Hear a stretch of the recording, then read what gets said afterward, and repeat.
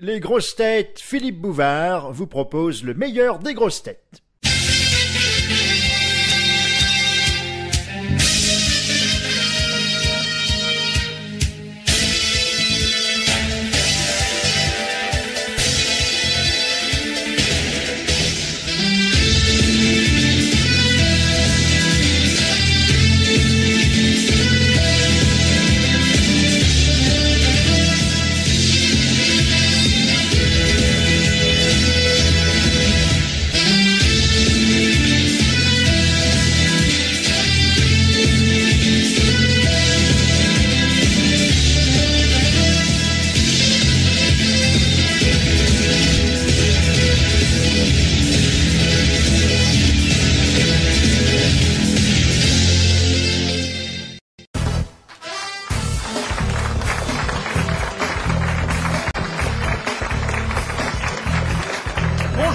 Notre invité d'honneur sera tout à l'heure Roger Pierre, historien des bonnes histoires et raconteur émérite.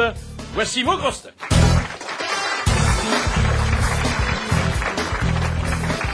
Il s'estimerait comblé si les ravissantes actrices qui sont son type de femme avaient pour type d'homme un garçon comme lui. Jean-Jacques Perroni. Bonjour. Aux familles décomposées et recomposées, il préfère une famille avec laquelle on doit composer. Bernard Mabille. Il tire sa belle assurance de la certitude qu'en dehors de lui, presque tous les gens d'esprit sont morts. Jean Amadou.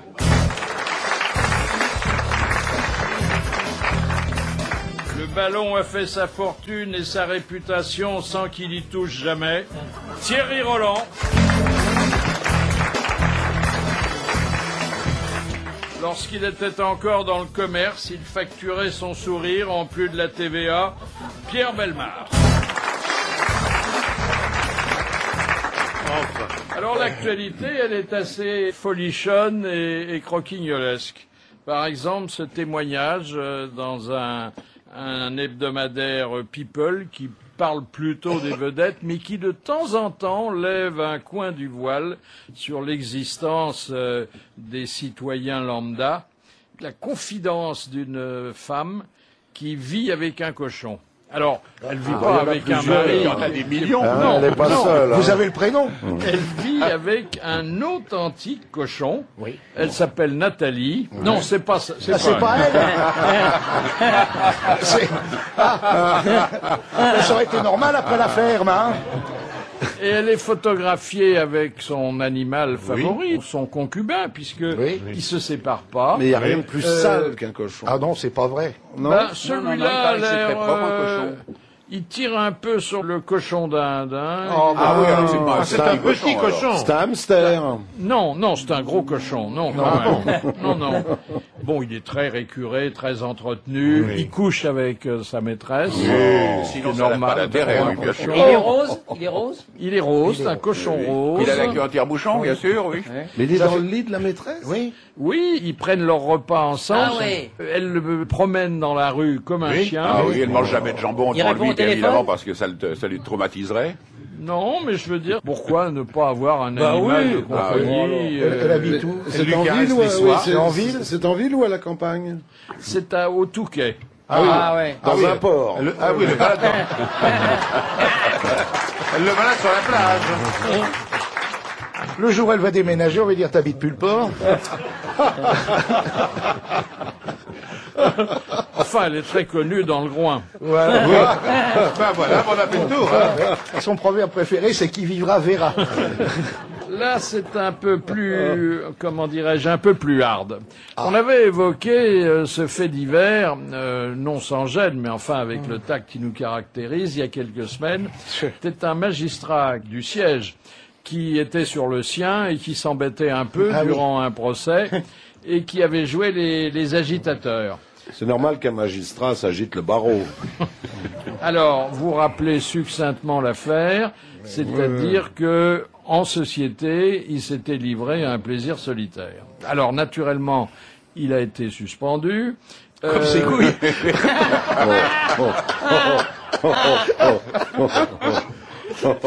Il a fait l'objet d'une expertise psychiatrique, qui est bien le moins. Oui. Et on l'a trouvé... Un peu tendu. On l'a trouvé irresponsable. Oui. Mais du coup, comme on ne peut pas sanctionner quelqu'un qui n'a pas toute sa responsabilité, il va revenir au tribunal et siéger. Enfin, si le Conseil de la magistrature n'y met pas bon ordre. Bah oui. Il habite Quai Branly, non? En fait, on lui avait reproché l'exhibition sexuelle et c'est un chef d'accusation qui a été abandonné parce qu'il On voyait pas, on voyait rien. C'était sous la table, oui. Ah, ben la demoiselle qui était à côté de lui, la cesseuse, le voyait quand même un petit peu. Elle lui a dit, vous voulez un coup de main? Ok, si la masturbation était un péché, Dieu nous aurait créés avec des bras plus courts. Hein. C'est vrai. C'est vrai. Ah, voilà une belle sentence, monsieur Mabille. Hein. Et puis, à la télévision, on a vu une interview de Michael Youn par Thierry Ardisson. Et il lui a parlé de son prochain mariage.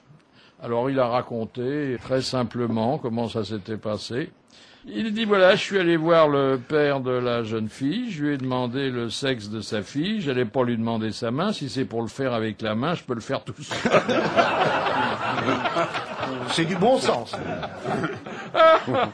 Alors vous savez que notre invité d'honneur est aujourd'hui quelqu'un qui figura longtemps, plus de 10 ans, parmi nous.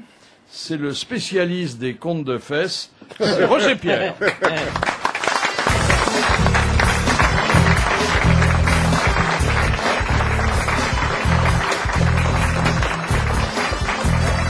Et tout de suite, pour Roger Pierre, le Radio Rodéo. Qui invente les blagues qu'on raconte? Pour moi, c'était une femme qui est chirurgien à Marseille. Oui, mais en général. En général, beaucoup de médecins, beaucoup d'avocats. Qui ne touchent pas de droit d'auteur, pour Non, autant, mais hein. non, entre eux, les carabins, ils sont là entre eux, ils en sortent des vertes et des pas mûres, oui. Est-ce que l'humour et le comique ne changent pas au fil des années? Si. Ah oui. Je trouve qu'il est meilleur grâce à ces messieurs. Il est plus rapide, il est plus incisif, puis il est plus léger sans être salace. Y a-t-il dans le recueil dédié à Péroni et préfacé par Amadou beaucoup d'histoires racontées aux grosses têtes? Ah, il y a une question des grosses têtes qui n'a jamais été posée. L'envie de rire et de faire rire s'émousse-t-elle avec l'âge? Non, au contraire, je crois que si on est bien philosophe, on aide les autres à mieux vivre. Que sont devenus les trois laryngitos? On disait laryngitos. Laryngitos. On avait envoyé un télégramme dans tout Paris. C'était un passage à l'Olympia en 55 avec Charles Aznavour, Jean-Marc Thibault et moi. Et tous les trois, on avait des voix de rogome. Un Charles, si je t'ai blessé, alors on disait les laryngitos. Et on a reçu un télégramme d'Aznavour. Mes enfants, les laryngitos tiennent Paris.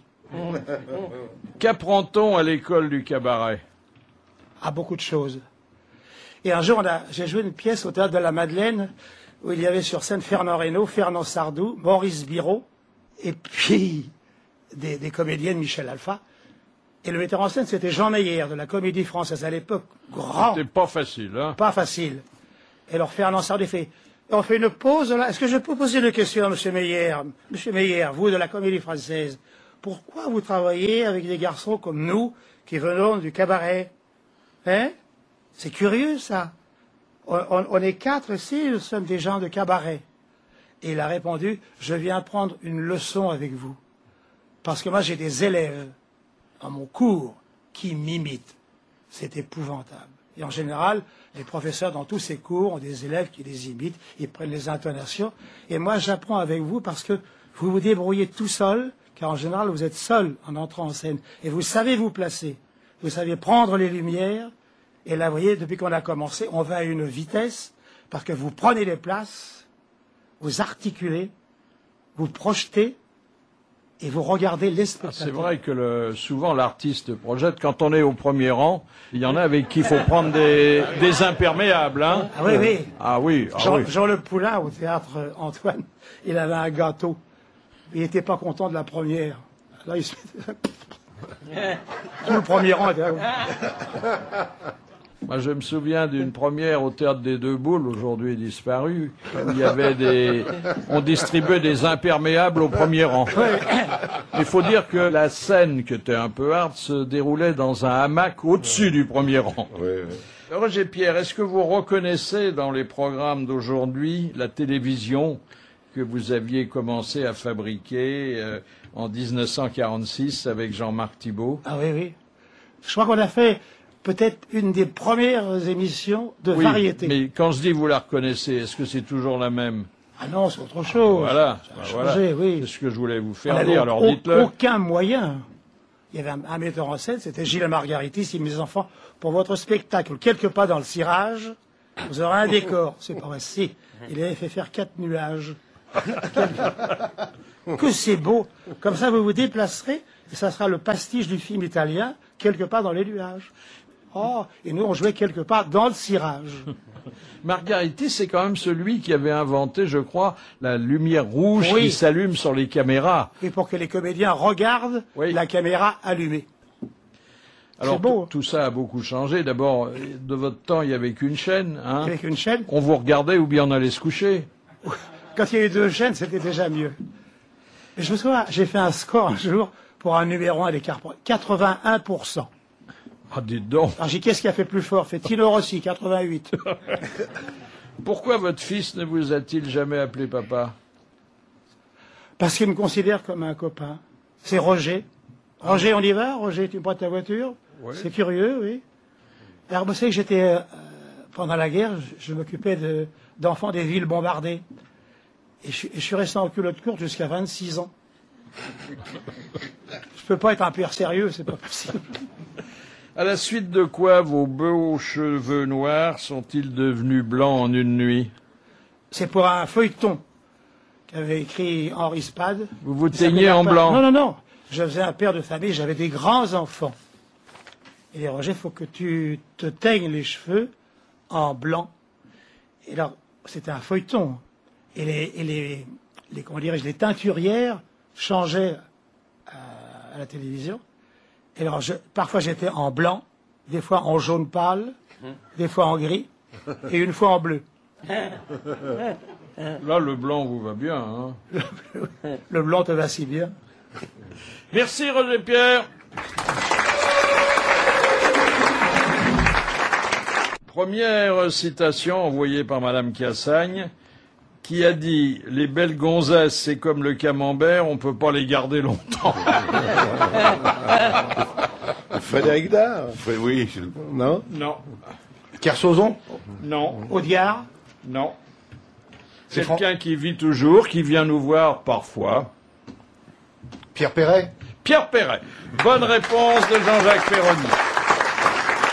Alors voici un livre qui s'intitule « Si ça vous amuse » et qui annonce bien la couleur, avec des histoires comme on les aime, mais celles-ci, c'est des histoires qui mettent souvent en scène des gens connus. Hein. oui. Oui. J'ai voulu parler de gens qu'on a tendance à oublier, comme Bourvil, Léo Ferré, Oh, on les oublie pas. Gilbert Bécaud. On réattaque avec Pierre Delanoë et Claude Vous Lebet. évoquez là des radios concurrentes, mais amies bien sûr, une émission qui s'intitulait L'Indépendant d'oreille.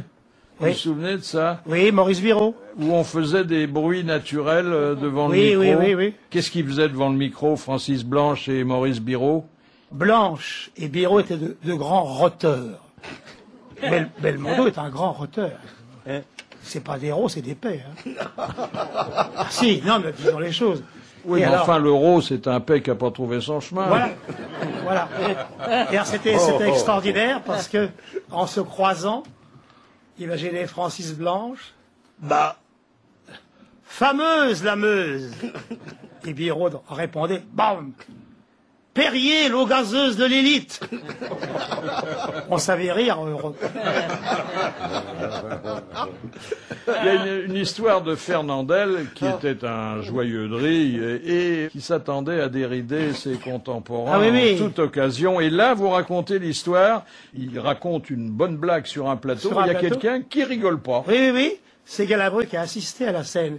Oh, mes amis, j'ai une histoire terrible. C'est un type qui savait. Oh, oui. Venez tous, on arrête de travailler, on arrête. Oh, Fernand, que tu es drôle. Oh, que tu es... Excusez-moi, mais je crois que j'ai pris un bide quelque part. Il voit la script girl. Il fait, mademoiselle, vous n'avez pas ri? Oh, si, monsieur Fernandel. Vous n'avez pas ri, mademoiselle, vous n'avez pas ri. Hein? J'ai vu, vous avez la bouche au cousu, comme ça. Tous vos camarades, artistes et techniciens, et même le producteur, riaient à gorge déployée. Et quand je raconte une histoire, on rit toujours à gorge déployée. Pourquoi vous n'avez pas ri? Si, je riais intérieurement. Et pourquoi vous n'avez pas ouvert la bouche? Parce que ce matin, j'ai pas mis ma prothèse dentaire.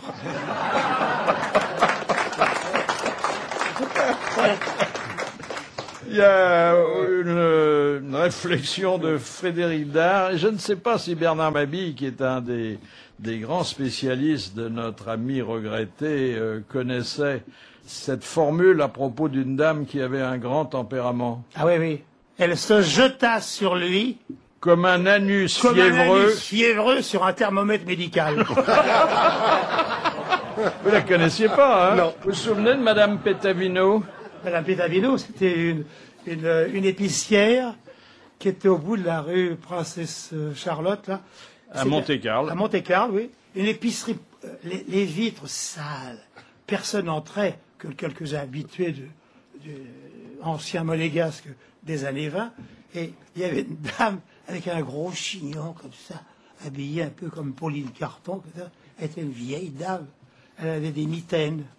Alors Daricole arrivait, souvent avec Daricole, souvent avec Francis Blanc, avec Jean Carmet, et parfois avec moi ou avec Jean-Marc Thibault. Oh, Francis Blanche, mon petit client. Voilà, madame, on vient de Paris parce que on voudrait faire quelques achats dans votre épicerie. Dites donc, c'est mal tenu. Mais j'ai pas le temps de nettoyer. Mais quand même, vous avez vos carreaux, on voit rien à travers. Enfin, on a réussi à voir que vous avez encore des pâtes ivoire et carrées. Ah, oui, regardez. Oh, voilà ce qu'on cherche. Des belles pâtes comme ça, des boîtes bien moisies, avec du jaune. Voilà, ça c'est beau. Alors ça, c'est des gâteaux. Oui, c'est des gâteaux. Oui, mais dites donc, il y a plein de chiures de mouches. Oui, mais là, on n'a pas ça à Paris. On n'a pas ça. Alors les gâteaux, vous savez. Alors, dans votre grand bol, là, ce sont pour faire les soupes. Oui, ce sont des bouillons. Bouillons liés, bidges et cubes. Ah, tu vois, Dari, c'est ça. Toi, bien mou comme ça. Ça, toi, ils ont au moins 10 ans, vous. Oh, non, ils sont tout frais. Venez-vous taire, menteuse. Allez, les bouillons. Ah, ils faisaient un paquet comme ça, chacun. Un paquet comme ça. Oh, là, vous savez, on a encore fait. Ah, on trouve rien à Paris. C'est vrai, madame. Allez, au revoir, mes chéris. Une bise. Il tournait le coin de la rue, il y avait un égout. Il était tout dedans. Il disait, la dame, à la semaine prochaine. Je vous attends. Bien pourri, hein.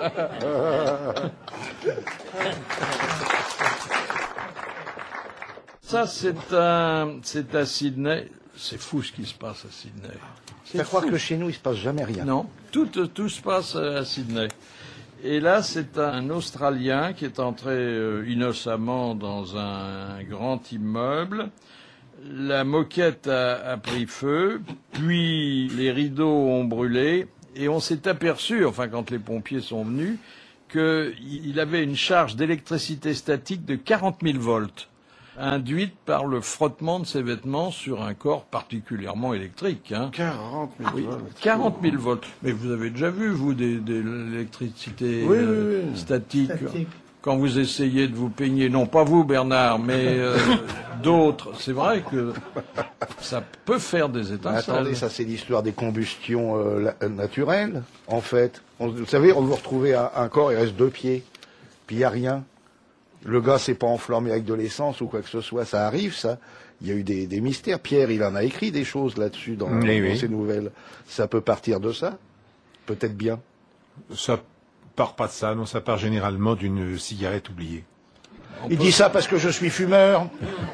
On peut aussi Et c'est la graisse du corps qui, en fondant lentement, entretient le feu et fait que tout brûle sans flamme quasiment.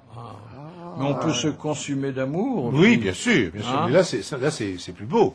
Oui. Là, c'est sinistre, ça. Oui. Il y a quelques cas. C'est un régiment de femmes qui défilent dans une rue. Et les femmes, 1, 2, 1, 2. Et au premier étage, il y a une femme qui se peigne.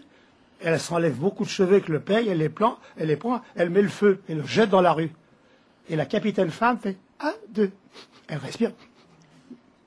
Mesdames, ralentissez, nous marchons trop vite.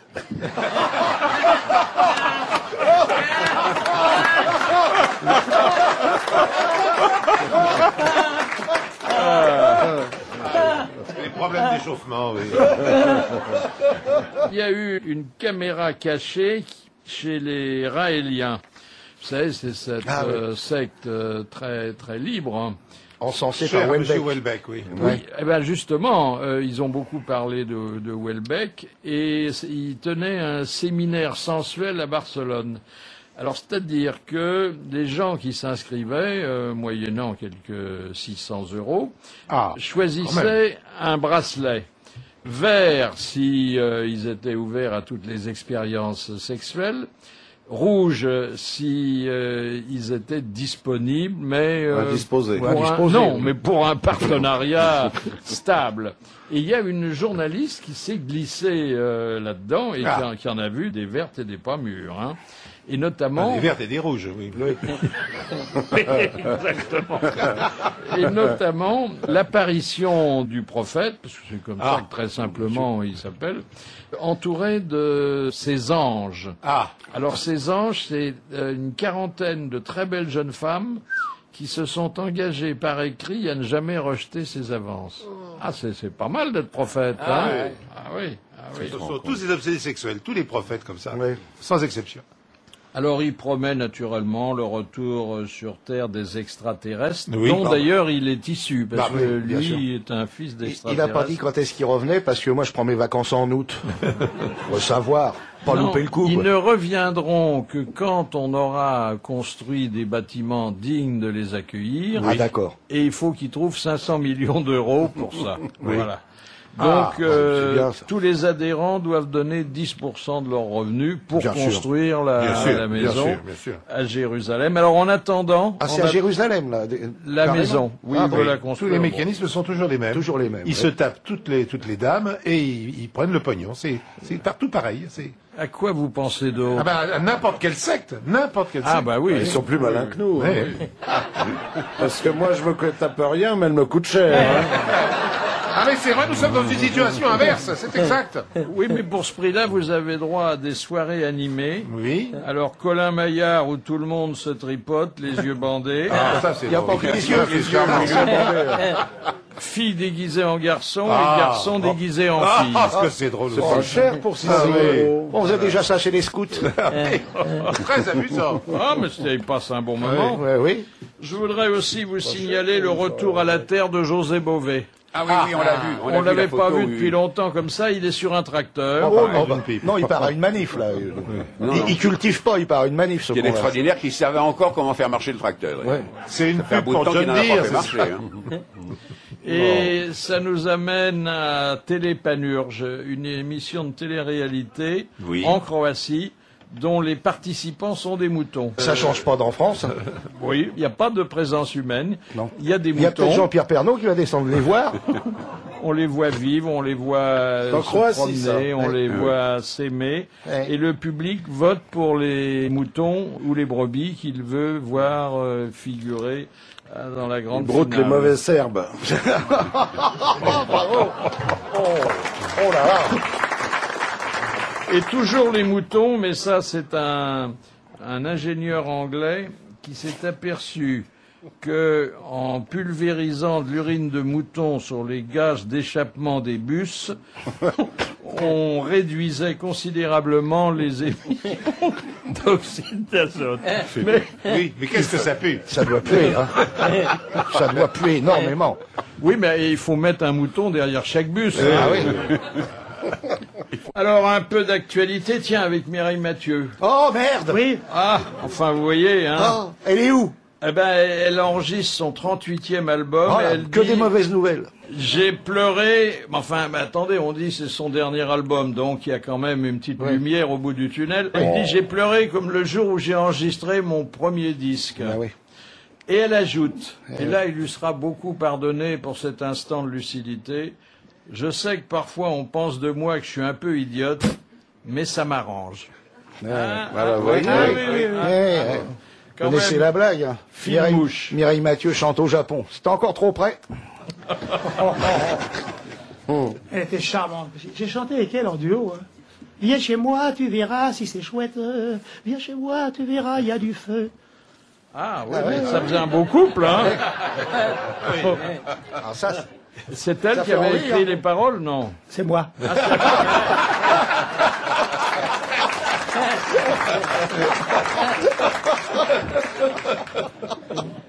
Et la deuxième citation, envoyée par Madame Royer, qui a dit « Les femmes, c'est comme les chaussures. Quand on les quitte, faut y mettre les formes. Pierre Doris. » C'est Pierre Doris. Bonne réponse de Jean-Jacques Perroni. Doris, je connais. Alors, il y a naturellement des histoires sur des pionniers de la télévision qu'on a un peu oubliés aujourd'hui, on a tort. Par exemple, Jean Nohain, hein, Ah, j'en ai un, oui. qui a inventé, on peut le dire, le divertissement télévisé. Hein. Oui, oui. Il était très lucide. Hein. Il avait dit une fois, écoutez, mon cher Roger Pierre, j'aurais pu percer. Je me suis dispersé. C'est vrai que c'était un personnage étonnant. Alors, il avait une vieille Ford, hein, vous vous souvenez? Ben, il avait l'habitude, quand il conduisait, de parler aux gens qui étaient derrière. Oui. Il n'y avait pas de ceinture à l'époque. Hein. Et il leur recommandait d'être prudents. Hein. Oui, il y avait deux jeunes, ils allaient se marier. Et ils voulaient des conseils de Jean Nohain.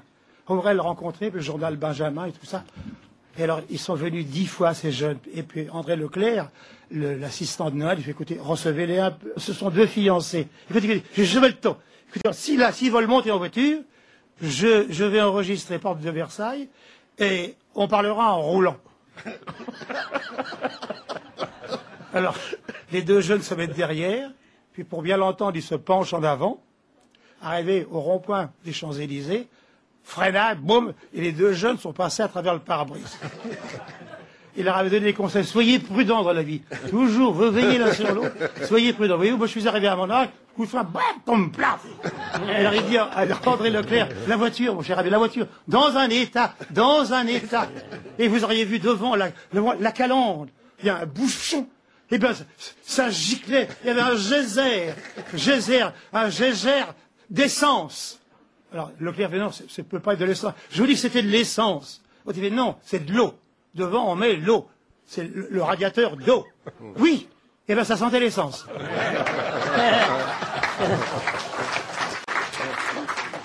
Et puis, autre grande figure disparue, Michel Simon. Il en faisait qu'à sa tête. Et souvent, il la perdait un peu. Hein. Ah oui, oui. Là, ça se passe au théâtre de l'ABC qui a disparu. C'est là où il jouait Alcool de Jacques Robert. Et alors, ils avaient terminé, salut. Il y a un petit escalier à l'ABC. Et en dessous, il fait « Dites donc, mes chers camarades, quelle heure il est ?» Mais il est 10h30, Michel. Et on finit à quelle heure d'habitude? On finit à 11h30, minuit moins le quart. Mais qu'est-ce qui s'est passé? Ben, il y a eu... Vous avez sauté... Ah oui, j'ai dû sauter 2-3 répliques. Non, vous avez sauté 16 pages. Ah, eh bien, mes enfants, on va se coucher plus tôt.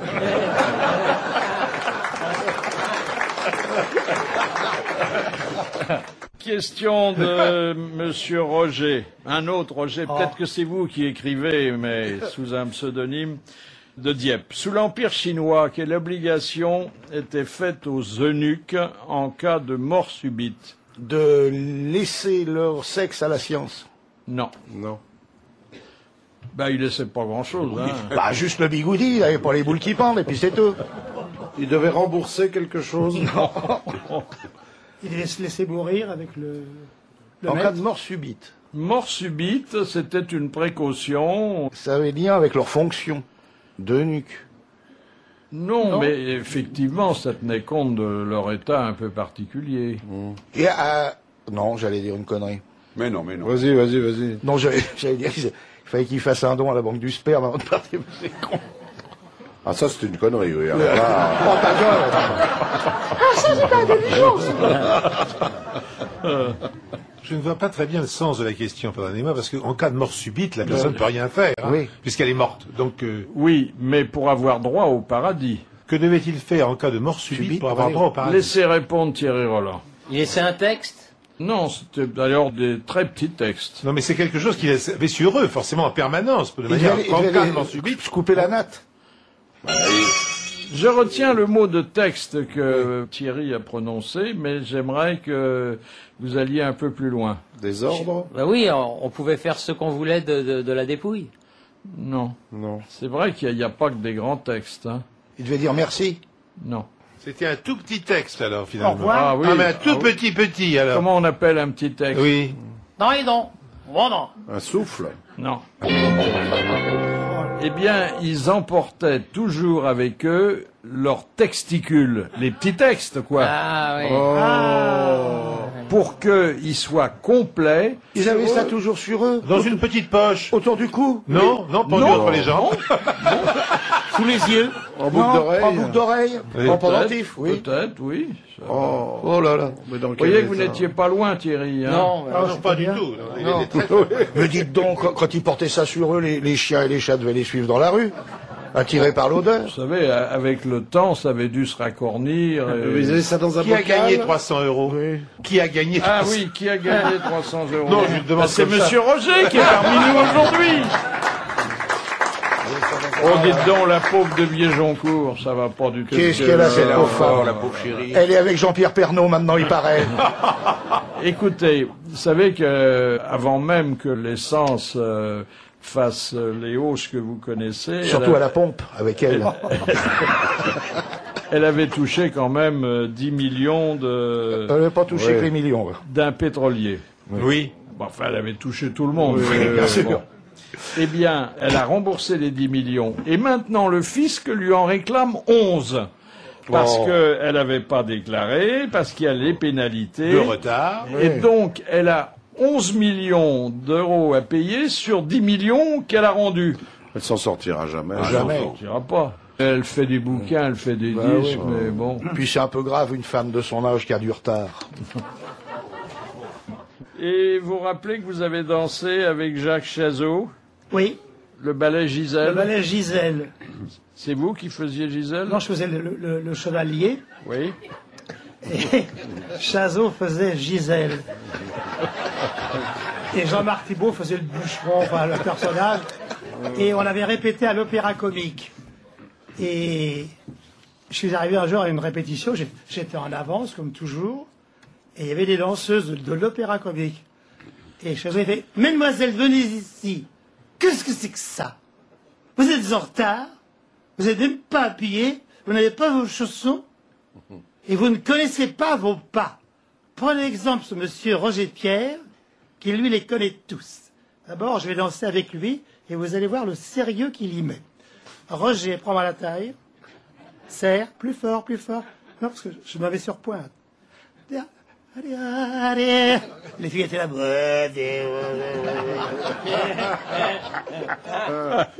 Il était merveilleux, Chazot. Ah oui, du Ah, il y a une ballet. belle histoire de Chazot qui est superbe. Il y a eu une époque où il y avait à la télé il y a des grèves.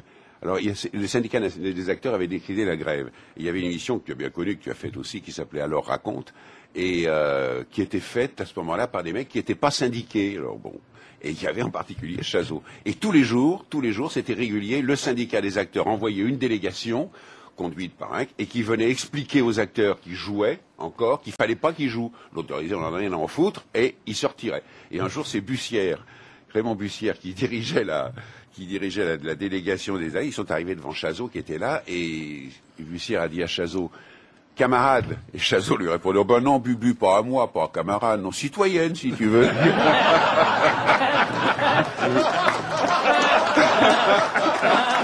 Et un jour, il a été bloqué par un piquet de grève au but de Chaumont. On ne passe pas, camarade. Qu'est-ce qui se passe?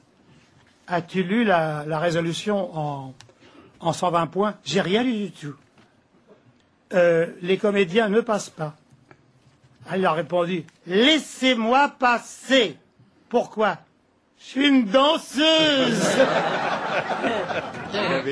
Il avait eu un mot merveilleux à un moment donné, en 68, quand Joséphine Baker a descendu les Champs-Élysées avec la délégation, enfin avec la grande manifestation en faveur de De Gaulle. Il avait dit qu'une curieuse femme, quand même, elle a commencé avec des bananes et elle finit avec le régime. Vous avez fait des petits boulots, hein? Oui. Beaucoup de petits boulots. J'ai vendu des locomotives chez Dron à Pantin. On vend de la locomotive d'occasion. Et vous avez aussi vendu des enclumes à la sauvette, non? Non. Non, mais les locomotives, j'ai dit au patron, ça se vend, ça? Il dit oui. La SNCF, quand elle réforme des locomotives, on les revend après au charbonnage. Charbonnage aux mines de fer. Alors c'était drôle le courrier. Mettez-moi 3 locomotives, s'il vous plaît, et réservez-moi 2 pour la fin du mois. Ça payait bien? Oh non, c'était mal situé. Hein. C'était chez Dron à Pantin. C'était entre le centre de triage de la SNCF et le cimetière de Pantin. On n'allait jamais à la fenêtre. Hein. Alors vous évoquez vos débuts, cher Roger Pierre, oui. quand vous étiez albardier. Vous l'avez été aussi, hein, Jean Amadou Albardier. Albardier hein? à la Comédie Française, oui, bien sûr. Oui, alors c'était pas très payé. Petite jupette et enduit de produits des pieds à la tête, hein, quand même, pour se bronzer. C'était très sympa. Bah oui. C'était au palais de Chaillot. Vous n'avez pas fait de porno? Non, jamais. Jamais. On vous a proposé, peut-être? Non? Il y a un type qui a dit un jour, mais vous, c'est pour avoir votre nom au générique, mais vous ne travaillerez que jusqu'à la ceinture. J'ai dit non, merci. Parce qu'on doit à Claude Chabrol un récit d'un tournage classé X tout à fait pittoresque. Je me souviens d'un porno où il y avait un type, un marquis manifestement, qui était en train de sauter sa secrétaire sur le bureau. Elle s'appelait Ingrid puisque son valet de chambre venait, lui disait « On vous appelle au téléphone, monsieur le marquis », et il disait « J'y vais, occupez-vous donc d'Ingrid ». Et je savais qu'elle s'appelait Ingrid. Et il va au téléphone, et au téléphone, il dit « Oui, ben d'accord, oui, on sera combien 3 avec ta femme, oui, bon, très bien. Bon, très bien, ben avec joie, il raccroche et il revient dans la pièce où le valet de chambre était en train de s'occuper d'Ingrid.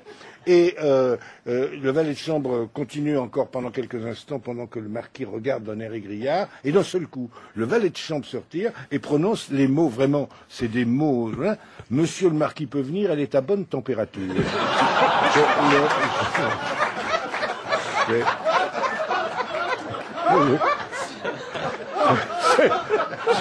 Avec Jean-Marc Thibault, on a croisé un jour un spécialiste du porno. On avait tourné dans un film publicitaire, il y avait un type qui était là.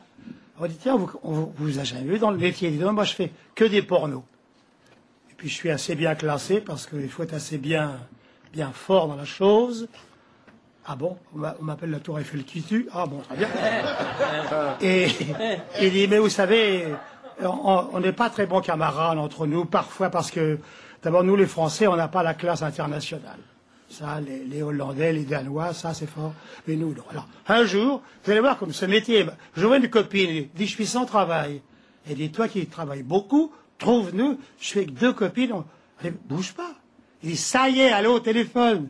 La petite Gisèle, toutes les 3, j'ai un producteur, un petit film comme d'habitude, tu vois, à 3. Hein? Ça te va? Oui, très bien. Alors, vous faites ce que vous faites d'habitude? Oui, d'accord. On fait le paravent chinois, on fait, d'accord. Et là, il s'est bien payé, pas mal, vas-y. Il dit, elles y vont, j'étais content. J'avais trouvé du travail pour 3 copines.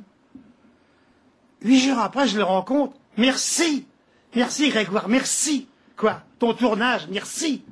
Vous l'avez fait? Oui, on l'a fait. On l'a fait. Malgré nous, tu sais. Mais tout était prévu. je vous avais demandé ce que vous alliez faire, le paravent chinois, le Napoléon sur les remparts, ça. Vous deviez faire ça. On l'a fait, ça c'est facile. Mais on te reproche, t'arrêtes de nous prévenir. Pourquoi? Il nous a peint en vert. Il avait peint les 3 filles en vert. Ça vous amuse pas? Vous vous souvenez du jeu des gâteaux qu'avait inventé? Les filles étaient peintes en vert. Une vert émeraude, l'autre. Oui, ben là, ils ont ri, ça suffit. Hein. Ça va, hein? Le jeu des gâteaux qu'avait inventé Francis Blanche. Ah oui, avec des récoles ou Carmé. Alors, on était souvent à S-Village chez Jean Carmé. Alors il disait, Dari, Roger, machin, Jean, on va faire un petit jeu des gâteaux à Monte-Carlo. Oui, d'accord. Alors, il y avait une belle pâtisserie qui faisait aussi salon de thé. Alors, bonjour madame, bonjour monsieur Francis Blanche. Je vous ai amené d'haricole. Oui, bonjour monsieur, voilà. Vous avez, oui, on voudrait, si vous voulez boire, on ne veut rien boire. On voudrait des gâteaux. Voilà. Ah, vous allez faire votre petit jeu. Oui, on va faire le jeu des gâteaux. Ben alors, écoutez, alors voilà des assiettes, voilà des petites cuillères, puis vous vous servez. Alors, Francis, je commence, Dari. Voilà, alors voilà, tiens. Voilà, un millefeuille, le gros, là.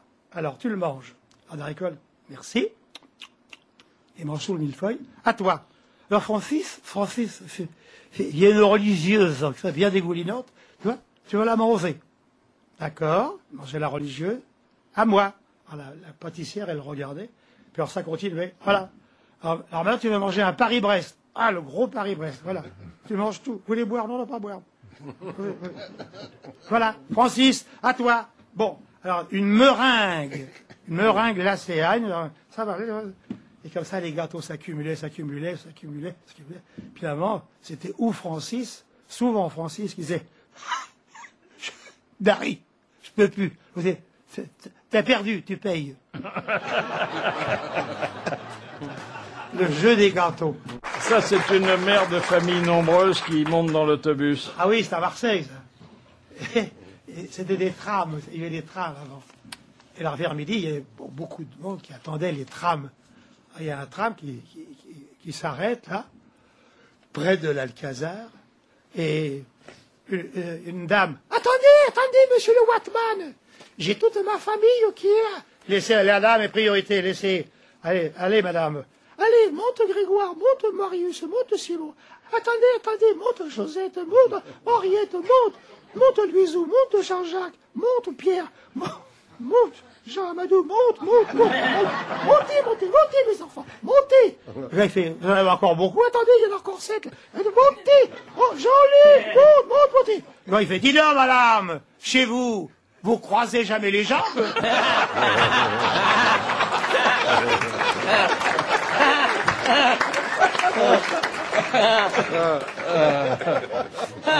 T'étais petit à l'époque, tu vois. Et puis notre autre idole, Loana, ça va pas non plus. Hein. Ça va pas. Quoi, elle a retrouvé sa fille à la DAS? Ah non. Vous n'avez aucune bonne nouvelle? D'abord, il paraît qu'elle s'est mise à boire. Oui, mais ça, c'est pas grave. C'est pas grave. Mais à boire pour oublier que personne ne lui fait plus de propositions. C'est pas vrai. Au moins un professionnel, parce qu'autrement... Elle avait un projet de film, c'est tombé à l'eau. Oui. C'était quoi comme film? Avec Candeloro. Ça devait être bien. Se faisait des patins. Ils auraient dû prendre 12 Blasi, ça c'est 3 cerveaux en folie. Ensuite, elle devait faire La Ferme, on n'en a pas voulu. Parce qu'on a voulu Madame Pernaut. Ah bah oui, fallait choisir. Puis il y avait Régine qui tenait déjà la place. Et la baronne. Et la baronne. Et la baronne. Ah, la baronne. Ça, c'est une femme. Enfin, on arrive trop tard.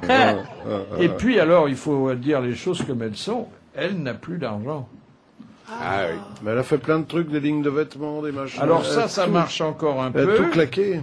Enfin, moi, je vous dis ce que j'ai sous les yeux, quoi. Rien ne va plus, elle est carrément à la rue. Ah bon? Donc elle va rejoindre sa fille à la DAS. Oui. Bah oui.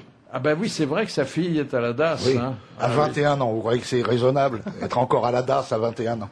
Il faut faire un Loanaton. Oui. Ça fera un tonton. Voilà.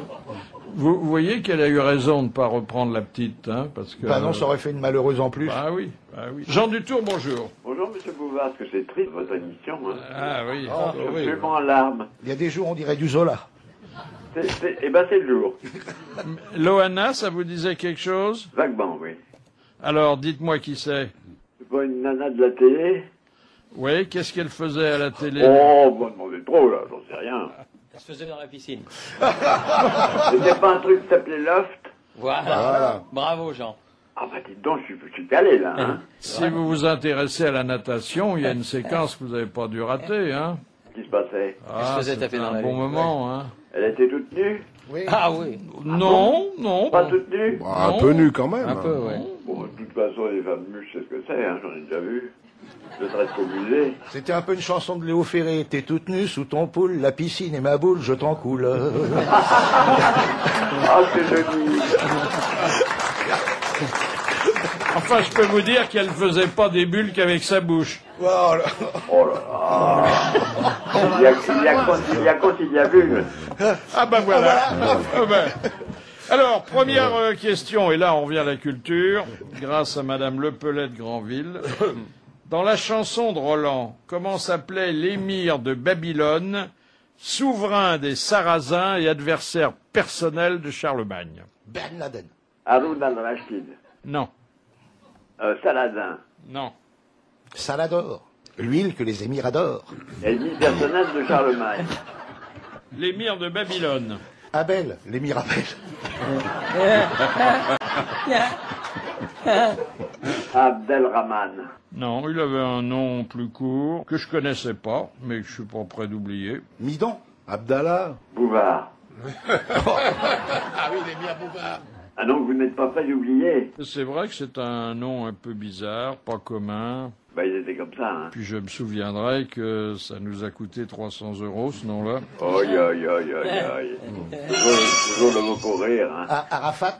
Bon, qu'est-ce qu'on fait? Bah, je dis bonjour à monsieur Roger Pierre parce que je sais qu'il est là et que je lui ai pas dit bonjour. C'est pas la question, là. Ah, mais oui, c'est vrai. Alors, donne-moi un petit coup de main, mon cher Roger. Ah, c'est difficile. C'est difficile, hein. Ça, il Il est chiant quelquefois, hein. Il en sait rien. Agréable d'une façon générale, mais chiant de temps en temps. L'émir de Babylone, je vous demande un peu. Thierry Roland, essayez de venir au secours de Oui, Jean Roland, Dutour. c'est Mais non, mais enfin, attends, tout le monde s'en fout du prénom de l'émir de Babylone. Très sincèrement. Ah non. Alors si tout le monde s'en fout, j'ai même pas besoin de le donner. Hein. non. Ah bah maintenant, oui. Il s'appelait Belligan. De toilette. Vous connaissiez ça, monsieur Dutour? Je crois, oui. Eh ben C'était voilà. loin, loin, loin, loin, loin. Ah oui, ah oui. Ou de boxe. Il faut réviser le soir, hein, avant de vous coucher. Ah là là là là. Question de monsieur Cellier de Rodez. Ouais. En 1759, les spectateurs du théâtre français se sont vus notifier une sévère interdiction. Laquelle? De fumer. D'assister au spectacle sur la scène. Oui, ils n'avaient plus le droit de monter sur la scène comme c'était la tradition, notamment à l'hôtel de Bourgogne. Merci, monsieur Dutour, à demain. Ah, dites avant que on se quitte, une déclaration de Maude. Je craque pour Jérémy. Ça vous dit quelque chose? Coup de foudre au château. Ah, il est vraiment ignorant à un point. Hein. Oui, complètement. Je craque pour Jérémy. Coup de foudre au château. Le château, vous voyez de quel château il s'agit? Enfin, c'est tout à l'honneur de gens qui regardent pas ça. Je vous C'est un rappelle, truc de télé, je ça, vous rappelle que c'est votre ancienne chaîne, Et hein, alors monsieur Thierry Oui, Roland. mais c'est pas pour autant. Oui, Ah, c'est la Star Academy. Oui. Eh oui. On ne me dit rien, alors là. Mais ça fait contrepétrie la Oui, façon dont oui. vous le dites. Et donc, il y a On reconnaît les Maude. concierges à leur avidité. Maude est charmante. Vous pouvez vaquer, hein, monsieur Eh, Dutour. Non, non, je veux pas, je vous écoute. Elle très s'appelle. C'est intéressant. quoi son nom de famille à Maud? C'est Je Guichet. Maude Guichet. Non, allez vous coucher, c'est plus pour vous, hein. Monsieur Dutour, je veux pas que vous entendiez ça. Oh, si, ça m'intéresse beaucoup. Eh bien alors, sachez qu'il y a une émission, qui est d'ailleurs une émission de réalité tout à fait convenable Oh, c'est de l'élevage de dinde en batterie. et utile, puisqu'elle se propose de découvrir des jeunes talents. Oui, très bien. Et là, comme le hasard fait bien les choses, surtout pour les photographes qui collaborent aux couvertures en couleur des magazines de télé, la plus jolie candidate est tombée amoureuse, folle, du plus joli candidat. Ça tombe bien ce matin. Alors, elle craque pour Jérémy, mais Jérémy craque pour qui? Madame Pernaut. Et ça fait un très joli couple. Malheureusement, bon, on sait que par expérience que ces amours-là durent le temps d'une émission. Oh là là. Ah, vous êtes toujours là, vous? J'écoute avec beaucoup d'intérêt tout ça. Elle s'appelle Cambronne de son nom de famille. Maud Cambronne. Et Jérémy, comment il s'appelle? Le couvert. Ma tournée. Non. Ma tournée. Jérémy m'a tourné. Bon. Ah, ça c'est bien. Bon, écoutez, si vous voulez, restez jusqu'à la fin. Hein. Jérémy. Je peux pas vous obliger à raccrocher, même si c'est nous qui payons le téléphone. Oh là là là là. Et puis, ça, c'est dans la cour de l'école, il y a une dame très élégante. Ah oui, oui, une dame très... Qui vient chercher son fils. Qui vient chercher son fils. C'est une école où il y a des enfants de 10 à 14 ans. Et c'est la récréation. Et toutes les classes mêlées, ça joue. Ah là là. Et rentre une dame. Bonjour. Et voit un petit garçon qui est là, près de la porte. Bonjour, mon petit ami. Oui, voilà, je suis la maman d'un des élèves. Mais je ne le vois pas, je dois l'emmener chez le docteur. Alors je ne le vois pas. Comment il s'appelle, madame? Mon fils, il s'appelle Jean-Jérôme Gontier des Essarts, de Fleury-Bourbon, Bourg-Salmel. Gontran-Josué. Tu vois qui c'est? Je vois bien, madame. Je l'aperçois. Hé, gros cul, il y a ta mère qui te le demande.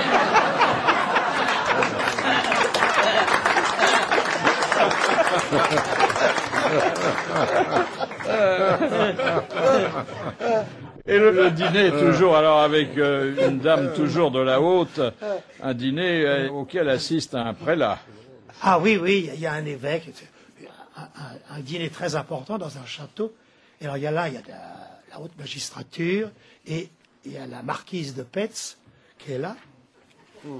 Petz de Neubourg, Petz, et elle est là. Et elle est très très âgée, et à côté d'elle, elle a un archevêque magnifique, rouge comme ça. Elle est là, et la dame s'est fait une coiffure, elle a des colliers, des perles, des bagouzes, et elle a un pendentif. C'est un crucifix qui fait au moins 20 cm de haut, tout en diamants, en perles, et puis il y a des saphirs, tout ça, c'est bon. Et alors, elle mange, puis à un moment, elle fait... Je vois que mon Seigneur observe ma croix. Et le monseigneur fait, oui, madame, mais je vois surtout le calvaire.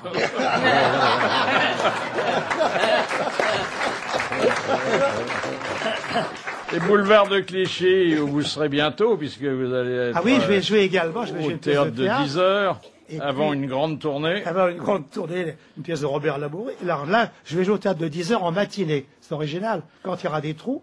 Alors, et il y a des magasins, vous savez, de sex shop. De sex shop érotique.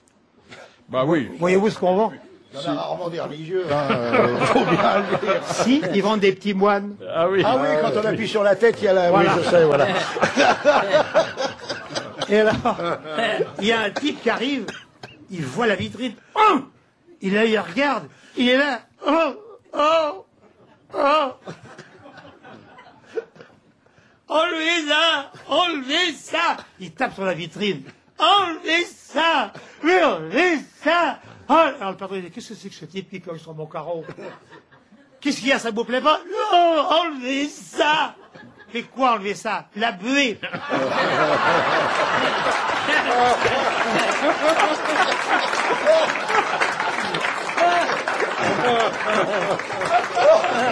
Et puis j'ai gardé pour la bonne bouche l'histoire la plus idiote. Mais alors vraiment la plus idiote. Mais je pense que dans le genre, elle mérite la palme. Ça se passe au Sable d'Olonne. Il y a un monde fou, c'est l'été. Il y a des baigneurs. Puis il y a les types qui regardent sur le petit promontoire, là.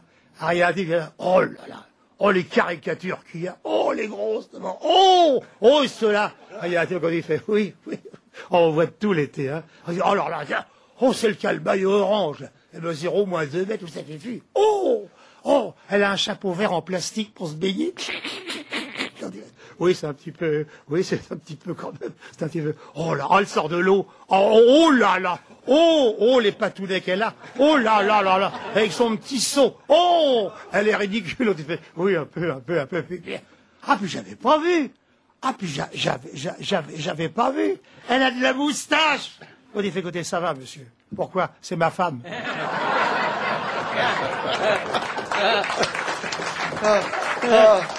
Une dernière citation, avant de refermer provisoirement, si ça vous amuse, un livre qui apparemment tient bien ses promesses. Question de Madame Desroches de Groslay, qui a dit « Un canard de Barbarie, c'est un canard qui fait de la musique quand on lui tord le cou. » Pierre Desproges? Non. C'est plus vieux que ça, hein? Non. Blanche, c'est plutôt plus récent. Pas plus récent. Jean-Yann? C'est Jean-Yann. Bonne réponse de Jean-Jacques Perroni. Et puis, je remercie Roger Pierre d'être venu siéger parmi nous. Ça nous a rajeunis, ça nous a divertis. On a passé un bon moment et ce bon moment, vous pouvez le prolonger dans les librairies. Merci, bravo, à demain.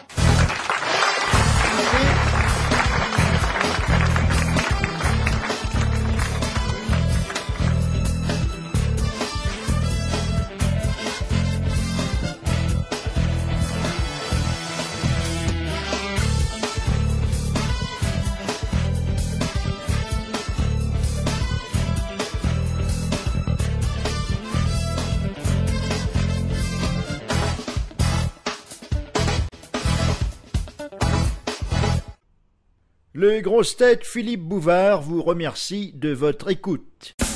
Les grosses têtes de Philippe Bouvard, tous les jours de 16h30 à 18h, c'est sur RTL.